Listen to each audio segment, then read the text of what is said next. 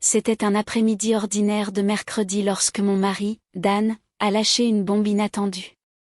Il avait reçu une proposition pour un voyage d'affaires d'une semaine à l'étranger, me laissant seule à la maison pour la première fois depuis des années.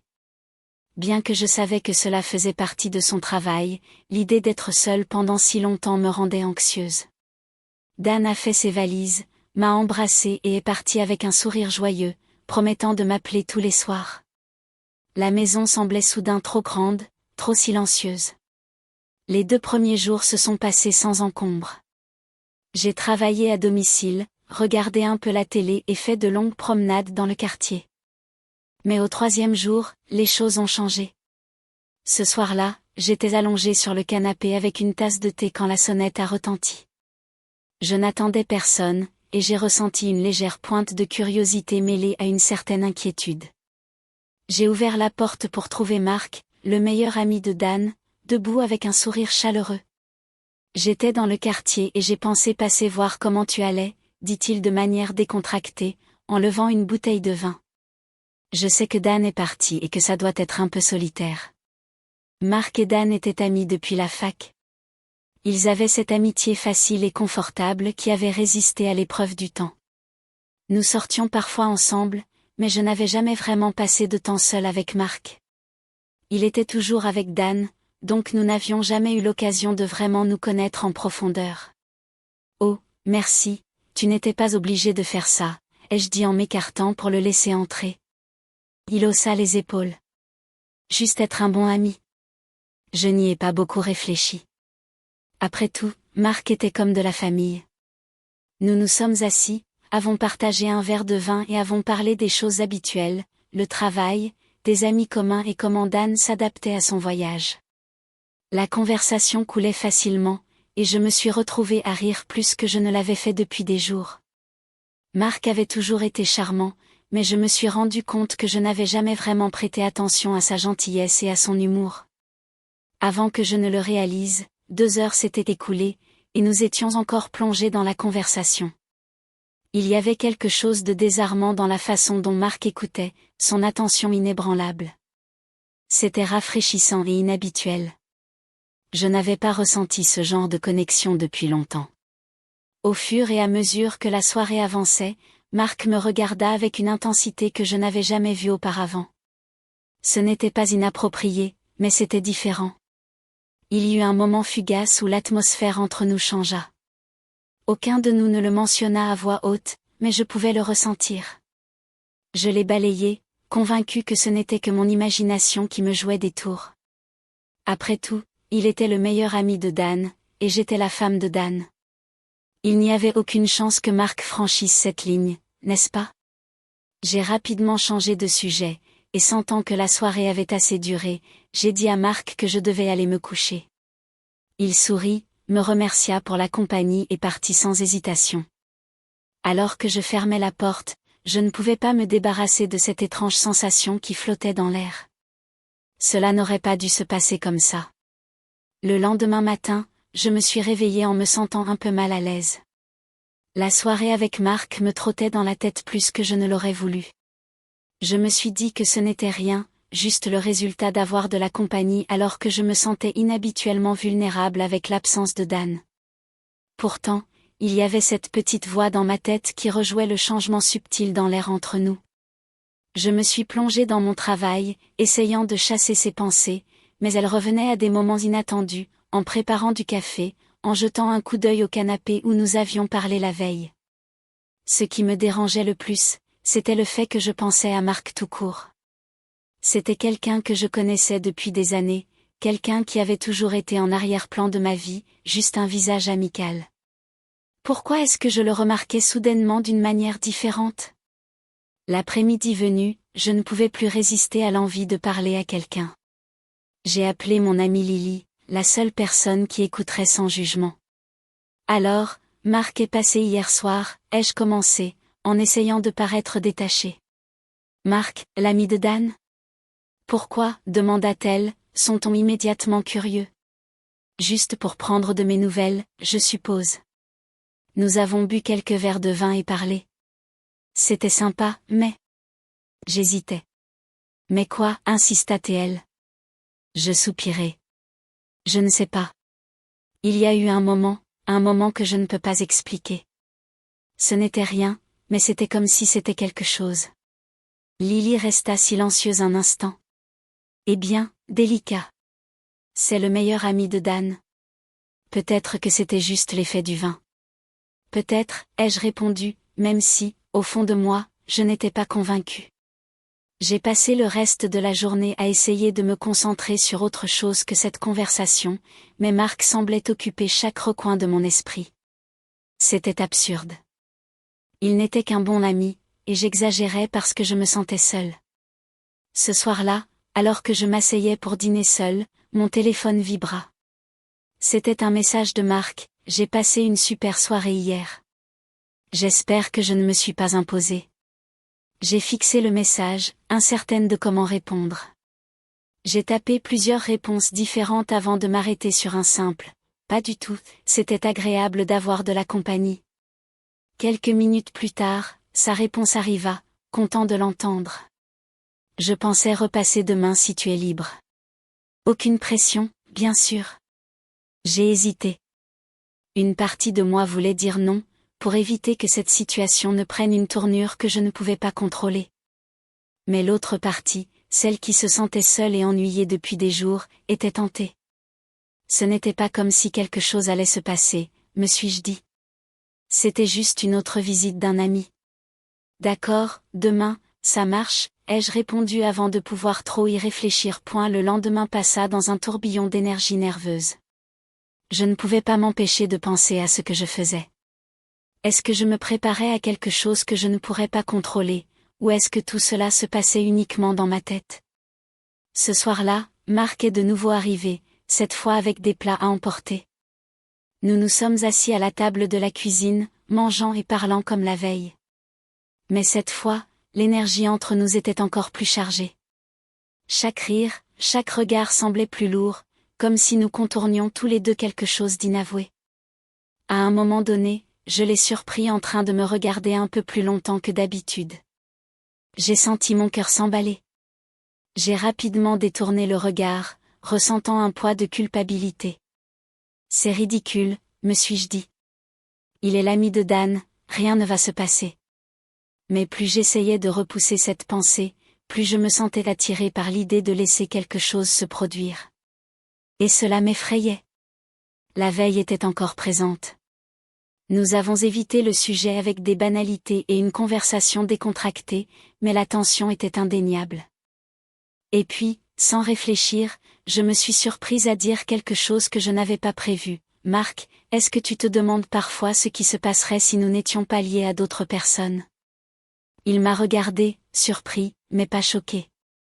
Il y a eu une pause, puis il a répondu, sa voix calme: j'y ai pensé plus que je ne devrais. Je ne m'y attendais pas. Mon cœur s'est emballé, et j'ai ressenti un mélange étrange d'excitation et de panique. Je suis désolée, balbutiai-je, je ne sais pas pourquoi j'ai dit ça. Marc secoua la tête, son expression douce mais sérieuse. Non, ne t'excuse pas. Moi aussi, j'ai ressenti quelque chose. Mais je ne veux rien gâcher. Toi et Dan, c'est sacré. Ces mots m'ont frappé de plein fouet, et j'ai réalisé à quel point nous étions proches de franchir une ligne qu'on ne pourrait pas défaire. J'ai hoché la tête, ressentant la gravité du moment. Oui, je protège. J'aime Dan. Marc s'est adossé au siège, en expirant profondément. Je sais, et je respecte cela. Mais je ne vais pas mentir, c'est parfois difficile d'être près de toi. Il y a cette connexion que je ne peux pas ignorer. Nous sommes restés un long moment en silence, tous les deux réfléchissant à la réalité de ce qui se passait. Nous avions reconnu quelque chose que ni l'un ni l'autre ne voulait admettre, et maintenant, il n'y avait plus de retour en arrière possible. Lorsque Marc s'est levé pour partir, il m'a regardé une dernière fois. Je devrais partir avant que nous ne fassions une erreur. J'ai hoché la tête, incapable de parler, et je l'ai regardé franchir la porte. La maison semblait encore plus vide après son départ, et je me retrouvais face à l'enchevêtrement complexe d'émotions qui tourbillonnaient en moi. Le lendemain de la deuxième visite de Marc, je me suis réveillée avec un sentiment de soulagement et de crainte tout à la fois. Une partie de moi était contente que nous ayons repris nos esprits, mais l'autre partie ne pouvait pas s'empêcher de repenser à la profondeur de notre conversation, à quel point nous étions proches de faire quelque chose qui pourrait briser mon mariage. Dan m'a appelé plus tard dans la matinée, prenant des nouvelles de son voyage. Sa voix était chaleureuse et familière, mais je ne pouvais pas me défaire de la culpabilité qui me rongeait. Je l'écoutais parler de ses réunions, de ses collègues et à quel point je lui manquais. Chaque mot semblait être un poids qui s'apesantissait sur ma poitrine. Je me suis surprise à répondre automatiquement, essayant de paraître enjouée et normale, mais j'en étais loin. J'avais l'impression de vivre dans deux mondes, un où j'étais l'épouse aimante de Dan, et un autre où Mark avait éveillé des sentiments que je n'étais pas prête à affronter. Plus tard dans la soirée, j'ai décidé d'appeler Mark, juste pour m'assurer que tout était encore normal entre nous. Je ne voulais pas que les choses deviennent gênantes, mais j'avais aussi besoin de m'assurer que nous étions sur la même longueur d'onde, que rien n'avait changé. « Salut », dis-je quand il répondit, essayant de paraître détendu. Je voulais juste m'assurer que tout va bien. Tu sais, après hier soir. Il y eut une pause de l'autre côté du fil. Oui, tout va bien, dit-il, mais sa voix n'avait pas son ton habituel et décontracté. Tu es sûr ? Je ne veux pas que ce soit bizarre entre nous, insistai-je. Mark soupira doucement. Écoute, ce n'est pas bizarre, mais je ne vais pas mentir. Je pense que nous devons faire attention. Quel que soit ce truc entre nous, c'est dangereux pour nous deux. Je savais qu'il avait raison. Je suis d'accord. Je ne veux pas tout gâcher moi non plus, dis-je. Mais c'est difficile, tu sais. J'ai pensé à toi, beaucoup plus que je ne devrais. Et je sais que c'est mal. Dan est mon meilleur ami, et tu es sa femme. Son honnêteté m'a désarçonnée, et pendant un instant, je ne savais pas quoi dire. J'avais ressenti la même chose, et l'entendre l'admettre à voix haute rendait tout cela plus réel. Nous devons arrêter ça, Mark, dis-je finalement, ma voix ferme. Quoi que ce soit, ça ne peut pas aller plus loin. J'aime Dan, et je ne peux pas le blesser comme ça. La voix de Mark s'adoucit. Je sais, je comprends. Je ne veux pas non plus le blesser. Il y eut un long silence entre nous, le poids de la situation flottant dans l'air. Je savais que nous devions mettre fin à cette tension, à ce qui s'était construit entre nous, mais plus j'essayais de m'en convaincre, plus je me rendais compte à quel point cela allait être difficile. Après avoir raccroché, j'ai ressenti une étrange sensation de finalité. C'était la bonne décision, me disais-je. Mark et moi ne pouvions pas être plus que des amis, quoi que nous puissions ressentir de non-dits.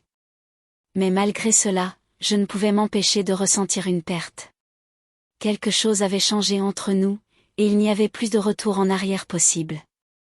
Les jours suivants sont passés en un éclair.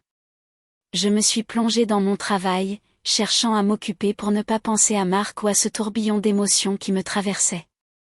Dan devait revenir dans quelques jours, et j'étais déterminée à tout laisser derrière moi avant son retour. Mais rien ne s'est passé comme prévu. La veille du retour de Dan, j'ai reçu un message de Mark, on peut parler. Mon cœur a chaviré. Je savais que je ne devrais pas répondre, mais quelque chose en moi ne pouvait pas résister. Je ne pouvais pas laisser les choses non résolues. D'accord, ai-je répondu, sentant un nœud se former dans mon estomac. Ce soir-là, Mark est venu à nouveau. Je m'étais promis que ce serait la dernière fois, que nous aurions une ultime conversation pour clarifier les choses, puis nous reprendrions nos vies normales. Mais dès qu'il est entré, j'ai su que ce ne serait pas aussi simple. Nous nous sommes assis sur le canapé, évitant tous deux le contact visuel pendant un moment, la tension palpable. Je suis désolé, dit finalement Mark, rompant le silence. Je n'aurais pas dû t'envoyer un message. C'est juste, j'ai du mal avec tout ça, et je ne savais pas quoi faire. J'ai secoué la tête. Ce n'est pas de ta faute. Toute cette situation nous a échappé. Nous n'aurions jamais dû laisser les choses aller aussi loin. Mark me regarda, son expression sérieuse. Je sais, mais je ne peux pas m'empêcher de penser à toi, et c'est bien ça le problème. Je ne veux pas ressentir ça, mais je le fais. J'ai avalé difficilement, sentant mes propres émotions monter à la surface. Nous ne pouvons pas faire ça, Marc. Ce n'est pas juste pour Dan. Ce n'est juste pour aucun de nous deux. Il hocha la tête lentement. Tu as raison, ce n'est pas juste. Mais ça ne rend pas les choses plus faciles. Pendant un moment, nous n'avons pas parlé, le poids de tout cela planant entre nous, non dit mais compris. Je pouvais sentir l'attraction entre nous, la tentation de laisser quelque chose se produire, de céder à ce que c'était.